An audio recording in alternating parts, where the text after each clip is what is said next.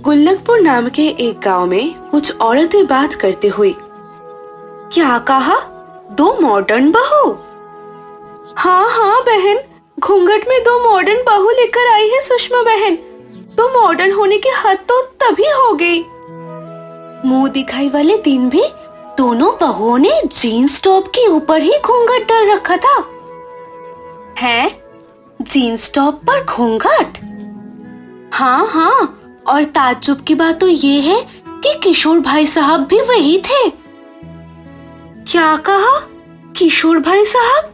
छी, कम से कम दोनों नए बहुए हैं तो ससुर का तो लिहाज करती। अरे लिहाज के तो ऐसे के तैसे कर दिन घूंघट में आई तो मॉडर्न बहुओं ने। सुबह सुबह दोनों किशोर और सुषमा बातें कर रहे थे। आज तो नई बहू की पहली रसोई है। वैसे तो मैंने दोनों सीमा करिश्मा से कह दिया है, पर क्या जीतू की माँ? पर ये कि इन मॉडर्न MBBS वाली बहुओं को कहाँ रसोई बनानी आती होगी। ऐसा कुछ नहीं होगा, तुम कुछ ज्यादा ही सोच रही हो जीतू की माँ। वो दोनों बना लेंगी, दोनों पढ़ी लिखी और समझदार हैं। और कुछ जरूरत से ही ज्यादा मॉडर्न भी। नई बहुओं का इस तरह से सारे दिन जीन्स टॉप में घूमना मेरी तो समझ नहीं आता। क्यों ना तुम भी जीन्स टॉप पहनने लगो? क्या अब भी ना? फिर दोनों सुषमा और किशोर हंसने लगते हैं। करिश्मा सीमा के कमरे का दरवाजा पीटते हुए, क्या हुआ दीदी? तुमने सुना ना माँ जी ने क्या कहा? आज हमारी पहली रसोई है। पर हम बनाएंगे क्या? हमें तो ऐसा कुछ आता भी नहीं है सीमा। कुछ तो सोचना पड़ेगा दीदी। मेरे पास एक आइडिया है, कान इधर लाओ। करिश्मा सीमा के कान में तरकीब बताती है और दोनों बहनें काम पर लग जाती है। कितनी देर लगी करिश्मा? लाई। फिर सभी लोग नाश्ता करना शुरू करते हैं। अरे वाह बहू, सूजी का हलवा। ये सच में तुम दोनों ने ही बनाया है ना?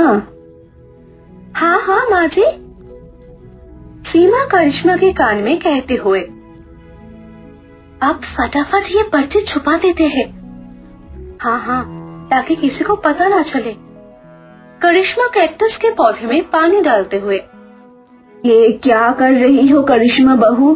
तुम्हें पता है ना, घर में कैक्टस का पौधा अशुभ होता है। सीमा करिश्मा के साथ वो पौधा लेकर जाती हुई।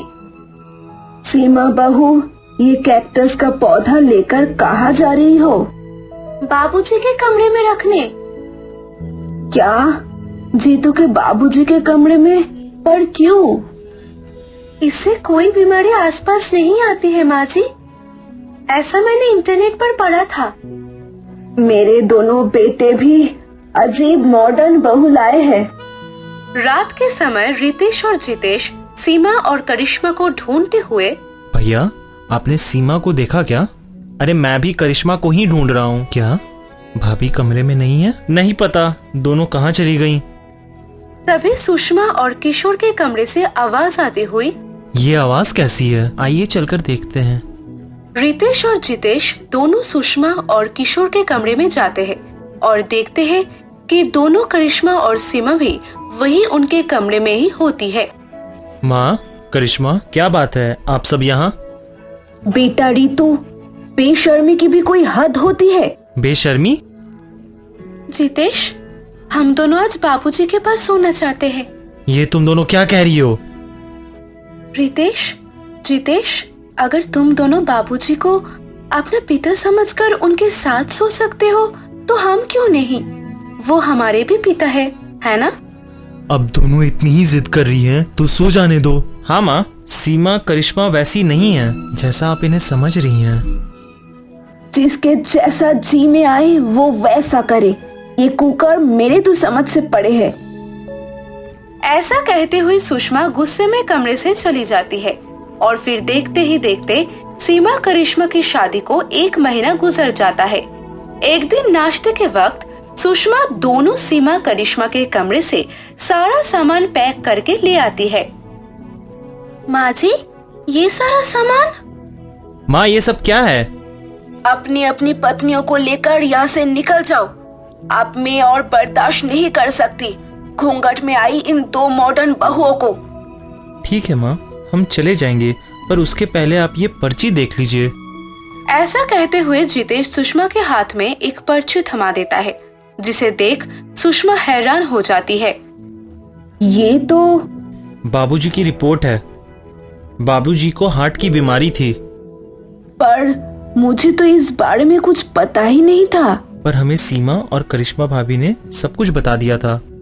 हम दोनों को हमारी पहली रसोई वाले दिन ही ये रिपोर्ट मिल गई थी, पर हम दोनों ने इसे छुपा दिया था ताकि माँ बाबूजी आप दोनों की टेंशन लेने की वजह से कहीं बाबूजी की हालत और ना बिगड़ जाए।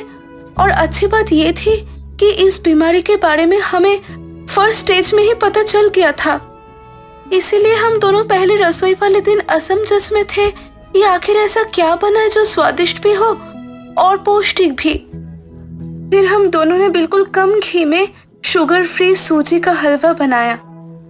हम दोनों बहुत छोटी थी जब ऐसे ही हार्ट की बीमारी की वजह से हमने अपने पापा को खो दिया था। इसलिए हम दोनों ने MBBS की पढ़ाई की और अब हम दोबारा अपने बाबूजी को नहीं खोना चाहते थे। इसीलिए ही हम दोनों इनके साथ सोने लगी, रात में दवाइयाँ और इंजेक्शंस देती और इनकी देखभाल करती थी। जीतू की माँ, और ये देख रही हो? जीतू के बाबूजी, ये तो कैक्टस का पौधा था ना? पर मेरी इन 2 मॉडर्न बेटियों ने इस कैक्टस के पौधे के बीच में भी फूल उगाकर मेरे लिए एक नया उदाहरण सिद्ध कर दिखाया है कि अगर मन में चाह हो तो हम कैक्टस रूपी बीमारी से लड़कर अपने जीवन में भी एक नया फूल खिला सकते हैं। हम दोनों जानते हैं कि हमें साड़ी पहननी नहीं आती, पर जींस टॉप पहनकर भी हमें बड़ों का आदर करना बाखूबी आता है। हम किन कपड़ों में हैं ये ज्यादा मायने नहीं रखता। मायने ये रखता है कि हम अपनी मर्यादाओं में है या नहीं, और किसी के कपड़े या उनका पहनावा से उनके चरित्र का चित्रण नहीं होते। फिर सुषमा को अपनी सोच पर पछतावा होता है और वो सीमा और करिश्मा दोनों से माफी मांगकर उन्हें दिल से अपना लेती है। और इस कहानी से हमें ये सीख मिलती है कि हमें कभी भी किसी के कपड़ों से उनके चित्र का चित्रण नहीं करना चाहिए, क्योंकि किसी के चरित्र का चित्रण उनकी सोच और उनके व्यवहार से होता है। अगर आपको ये कहानी और इससे मिली सीख पसंद आई हो तो इस वीडियो को लाइक करें और इस चैनल को सब्सक्राइब करके घंटा बजाना ना भूलें।